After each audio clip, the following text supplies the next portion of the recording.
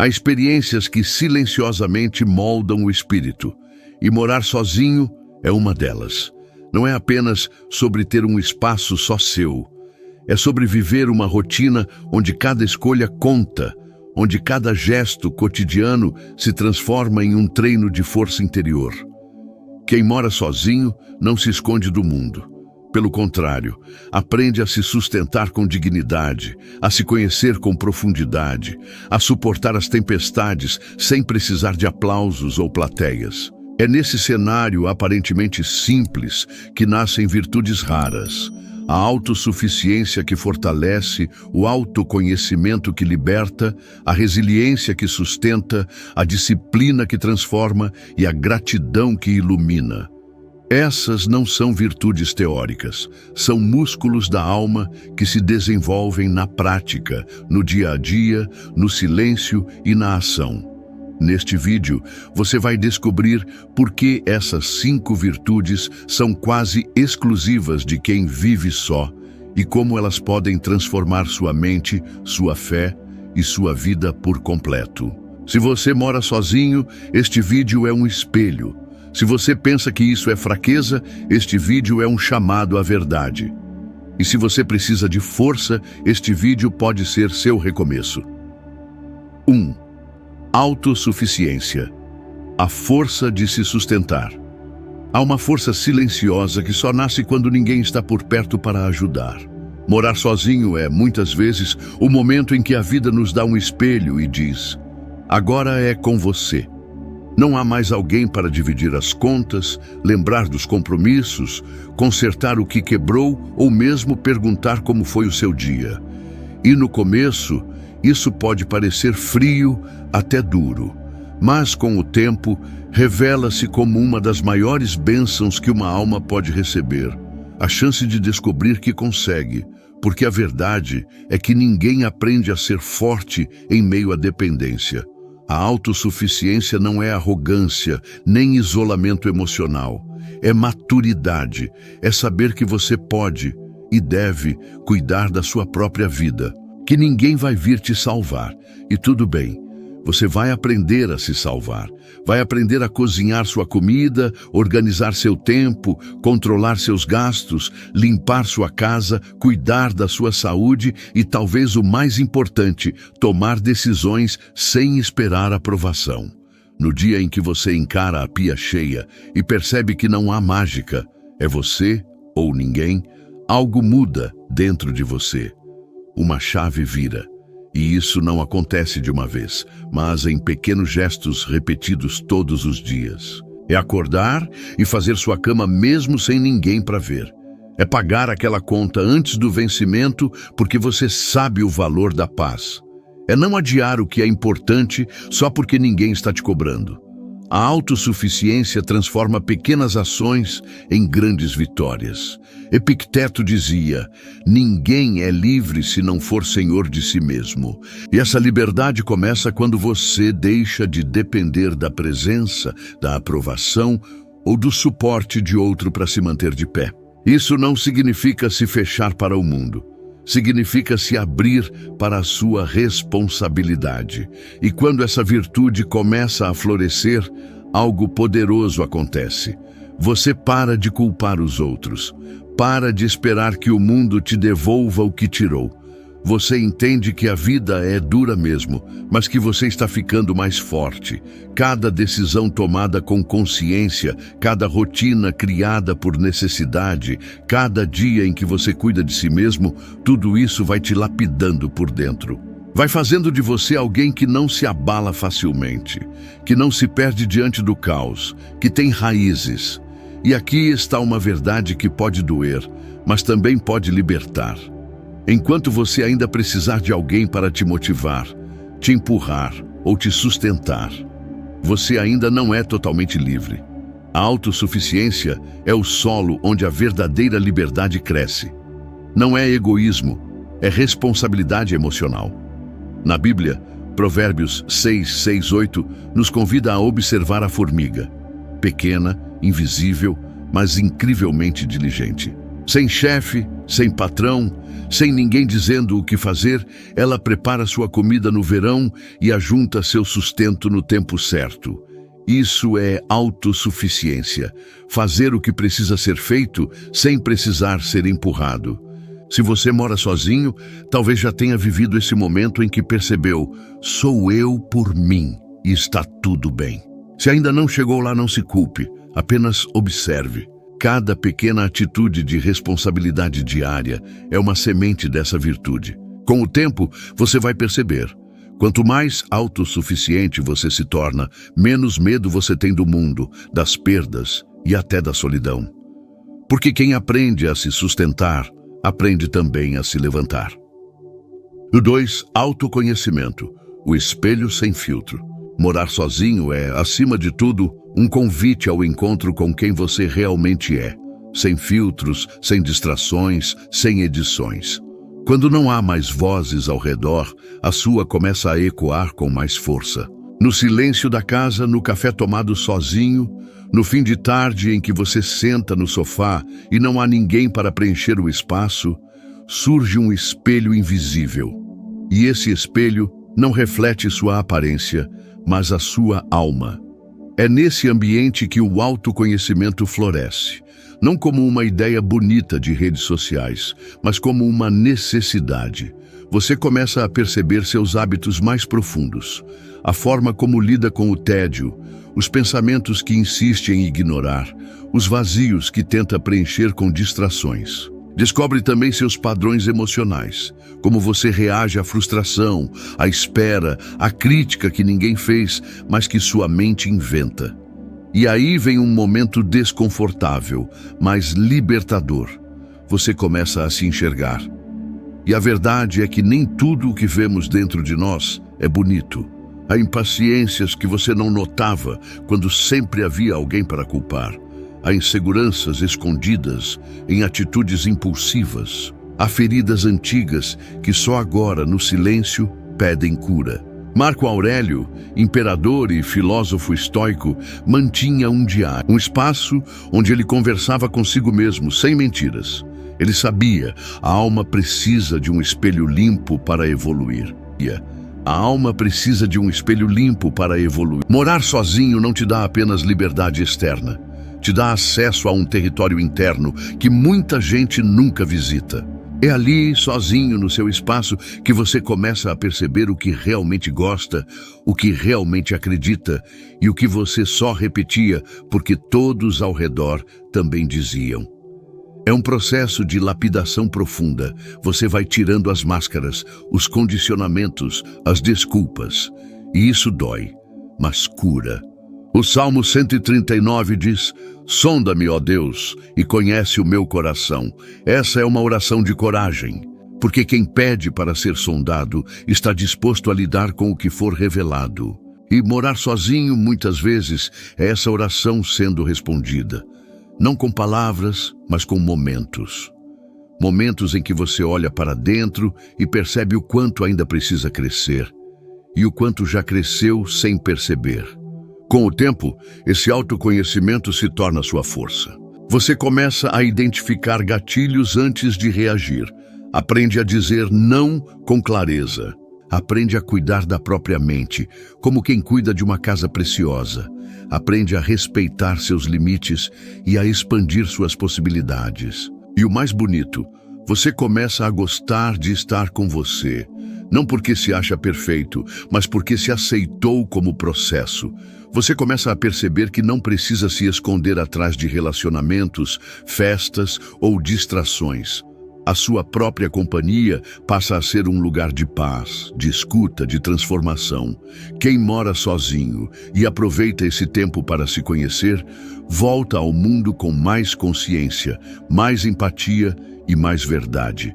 Porque só quem aprendeu a conviver consigo mesmo consegue realmente conviver com os outros. Afinal, como disse certa vez Sêneca, ninguém pode viver em paz consigo mesmo sem antes se compreender.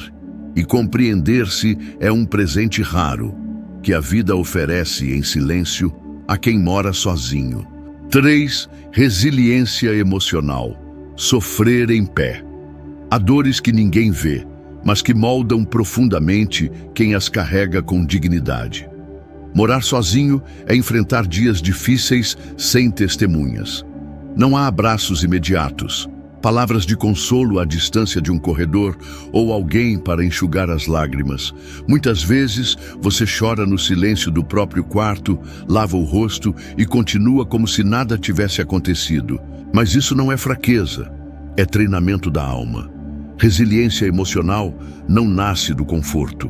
Ela é forjada nos dias em que tudo parece desabar e ainda assim você levanta, faz seu café, vai trabalhar, cuida da casa e segue em frente. Porque simplesmente não há outra opção. E nessa falta de alternativas, algo novo começa a nascer. Resistência, estabilidade, fibra. Quem mora sozinho aprende, cedo ou tarde, a lidar com a dor de forma mais madura. Aprende que nem toda dor precisa ser exposta. Que há sofrimentos que são mais bem tratados na intimidade entre você, sua consciência e Deus. Aprende que não precisa transformar cada queda em espetáculo. Aprende a cair e levantar em silêncio. Sêneca escreveu que a adversidade revela o gênio, a prosperidade o esconde. Nos dias bons, todos parecem fortes, mas nos dias maus, é ali que a verdadeira força aparece. E morar sozinho é ser desafiado por essa realidade frequentemente. É quando você se pega enfrentando um problema sério, emocional, financeiro, espiritual, e percebe que mesmo abalado, está de pé. Mesmo cansado, está lutando. E mesmo em silêncio, está resistindo. Não é sobre endurecer o coração. É sobre desenvolver uma fé mais firme, uma mente mais estável, uma emoção mais educada. É sentir tudo, mas não ser dominado por nada. É saber que os sentimentos são como ondas, vêm e vão. Mas você permanece como uma rocha, como uma raiz profunda. Romanos 5:3-4 nos lembra: nos gloriamos nas tribulações, porque a tribulação produz perseverança. A perseverança, um caráter aprovado, e o caráter, esperança. Esse é o ciclo da resiliência, e ele acontece muitas vezes em silêncio, dentro da casa de quem mora só e aprende a transformar cada dor em degrau. Com o tempo, essa resiliência emocional muda até a forma como você se relaciona com os outros. Você se torna menos dependente emocionalmente, menos reativo, menos explosivo. Aprende a escutar mais, a julgar menos, a ser um porto seguro, porque você aprendeu a ser esse porto para si mesmo primeiro. A resiliência não é nascer forte, é escolher não desistir todos os dias, mesmo quando ninguém está olhando. É seguir acreditando que há um sentido maior em tudo que está acontecendo, mesmo quando esse sentido ainda não apareceu. É confiar que, no fundo, cada sofrimento tem um propósito formativo. Se você está vivendo um desses dias difíceis agora, lembre-se, a dor não está te destruindo, ela está te moldando. Está ensinando você a sofrer em pé, a amadurecer por dentro, a desenvolver uma força que o mundo não consegue dar. E talvez essa seja uma das maiores virtudes de quem mora sozinho. Descobrir que a própria dor pode ser transformada em uma nova versão de si mesmo, mais firme, mais sábia, mais resiliente. 4. Disciplina interna. A ordem que vem de dentro. Existe uma diferença entre fazer o que é certo porque alguém está observando e fazer porque você decidiu que é o melhor caminho.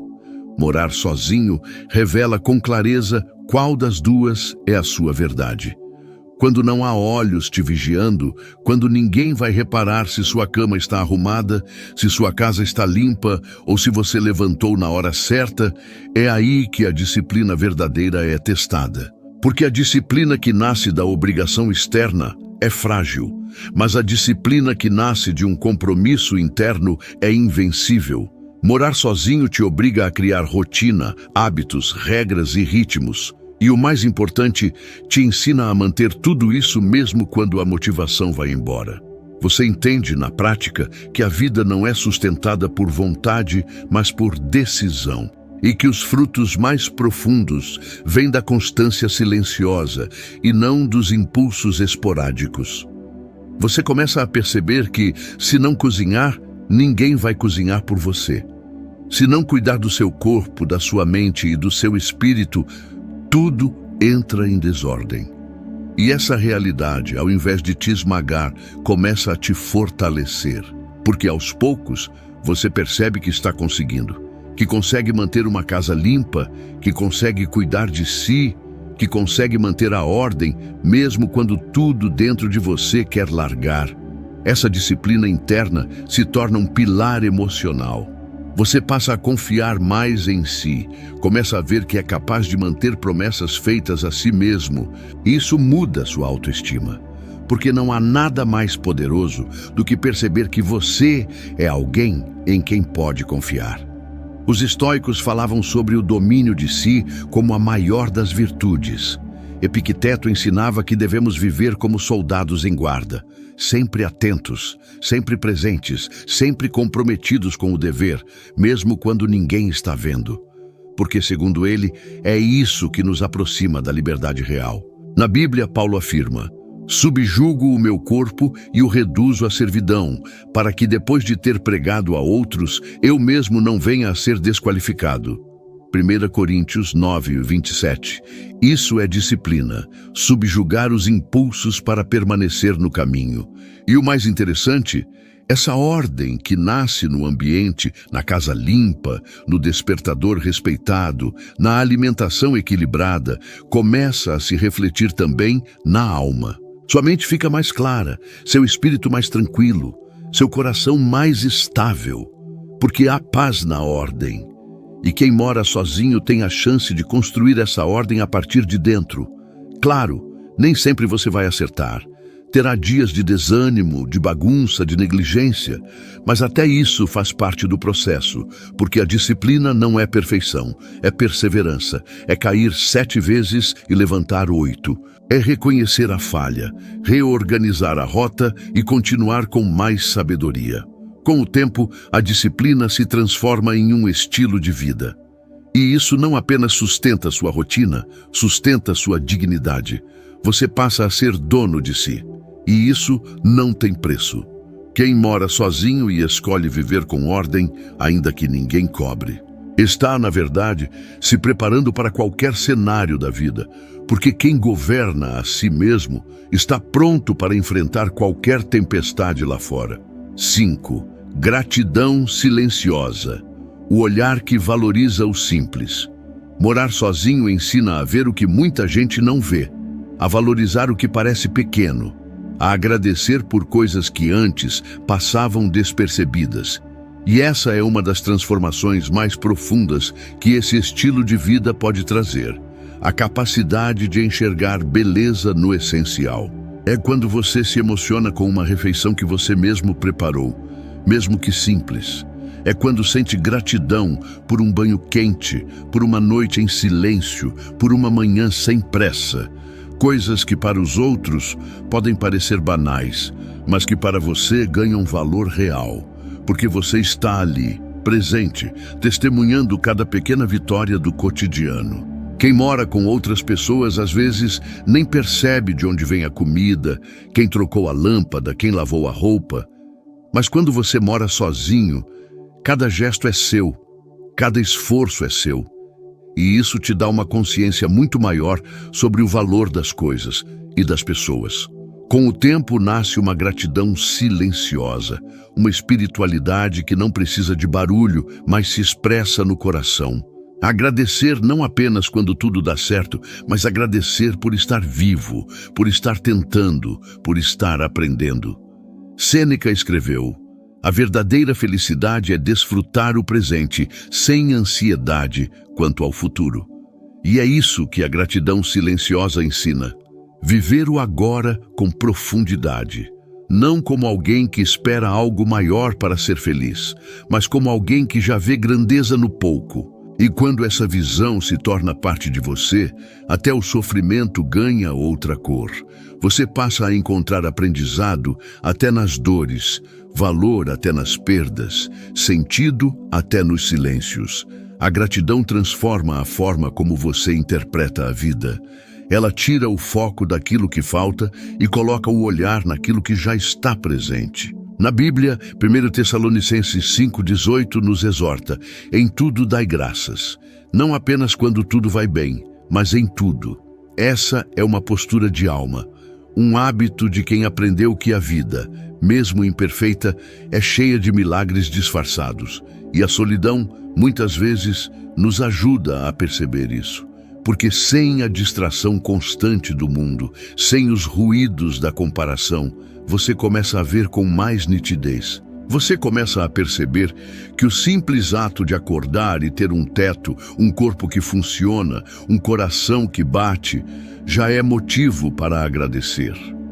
Essa gratidão silenciosa se torna seu escudo contra a amargura, contra a insatisfação crônica, contra a ingratidão que corrói tantas almas. Você passa a viver com mais leveza, mais humildade e mais conexão com o divino.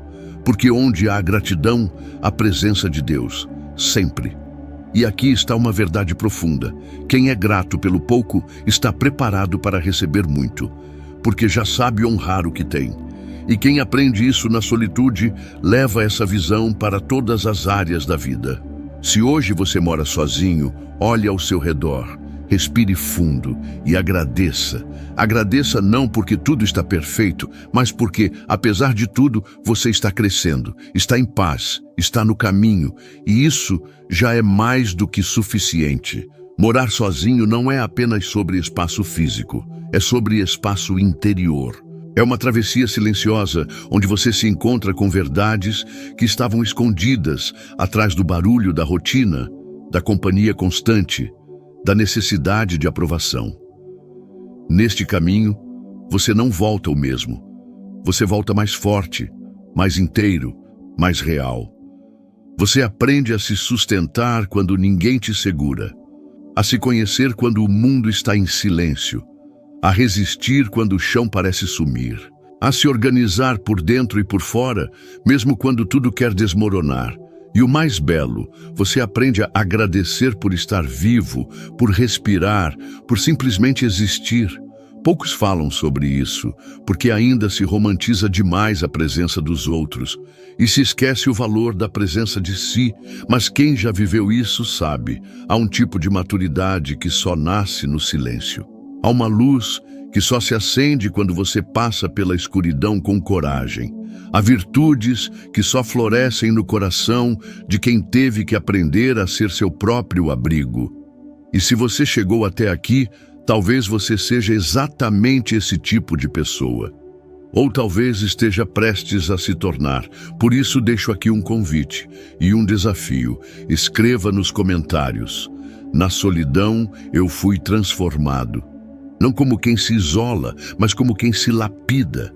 Não como quem foge, mas como quem mergulha. Não como quem desiste, mas como quem renasce. Porque no fim, morar sozinho é descobrir que você nunca esteve realmente só. Deus esteve com você, e o tempo todo você esteve se reencontrando.